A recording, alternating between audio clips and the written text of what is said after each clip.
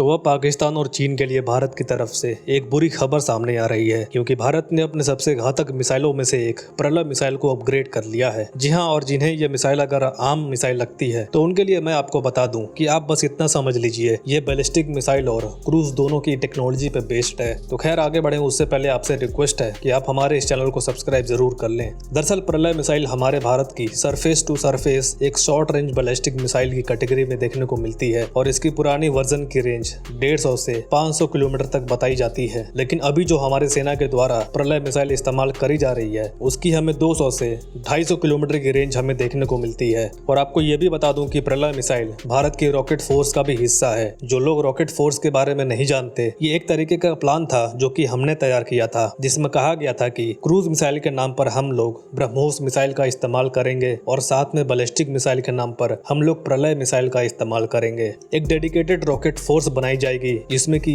केवल हमें 2 मिसाइल ही देखने को मिलने वाली हैं। पहला था ब्रह्मोस और दूसरा था प्रलय मिसाइल। और ये खबर 2-3 कारणों से हमारे लिए बहुत बड़ी बन जाती है। सबसे पहली बात तो दोस्तों प्रलय मिसाइल जो कि भारत की पहली कोजी बैलिस्टिक मिसाइल है। अब आपका सवाल होगा कि ये कोजी बैलिस्टिक मिसाइल क्या होती है। तो देखिए, दरअसल इसे अगर मैं बहुत सिंपली बताऊं तो कोजी मिसाइल एक ऐसी मिसाइल होती है जो बैलिस्टिक और क्रूज मिसाइल दोनों के फीचर्स को मिलाती है। ये मिसाइल जमीन से ऊपर जाती है और फिर नीचे गिरती है, लेकिन इसकी फ्लाइट पाथ को कुछ हद तक कंट्रोल किया जा सकता है क्योंकि इसमें क्रूज मिसाइल की भी टेक्नोलॉजी होती है, जैसे कि हमारे ब्रह्मोस में है। इसी वजह से हमारा ये प्रलय मिसाइल ज्यादा एक्यूरेट होता है और ये अपने टारगेट के करीब आकर डायरेक्शन चेंज भी कर सकता है। ये ज्यादा स्पीड से चलती है और रडार से छुपने में भी कुछ हद तक सक्षम होती है। तो अगर हम इसकी यानी प्रलय मिसाइल की रेंज की बात करें तो ये 150 से 500 किलोमीटर तक हमला कर सकता है। लेकिन आज की डेट में जो प्रलय मिसाइल हमारी इंडियन आर्मी के द्वारा ऑपरेट किया जाता है उसकी जो यूजेबल रेंज है वो केवल 200 से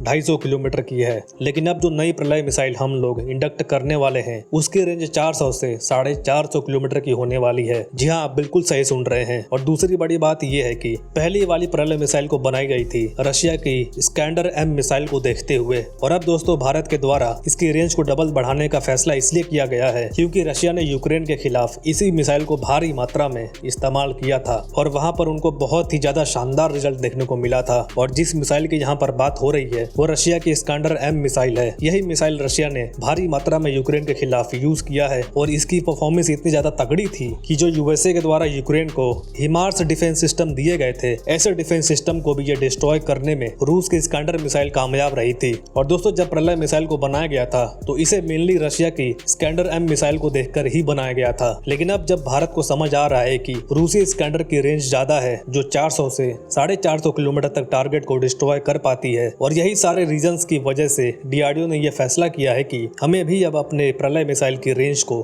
बढ़ाना चाहिए। इसीलिए DRDO का कहना है कि एक बार हमारी प्रलय मिसाइल की रेंज दुगुनी हो जाएगी तो हमारी भी जो मिसाइल है वो रशिया के स्कैंडर M मिसाइल के बराबर बन जाएगी, क्योंकि दोनों मिसाइल की टेक्नोलॉजी बिल्कुल सेम है। और अगर ऐसा होता है तो ये मिसाइल हमारे दुश्मनों के लिए काल बनकर रहेगी। तो खैर दोस्तों, आज के लिए इतना ही। Thank you very much for listening. मिलते हैं अगली वीडियो में।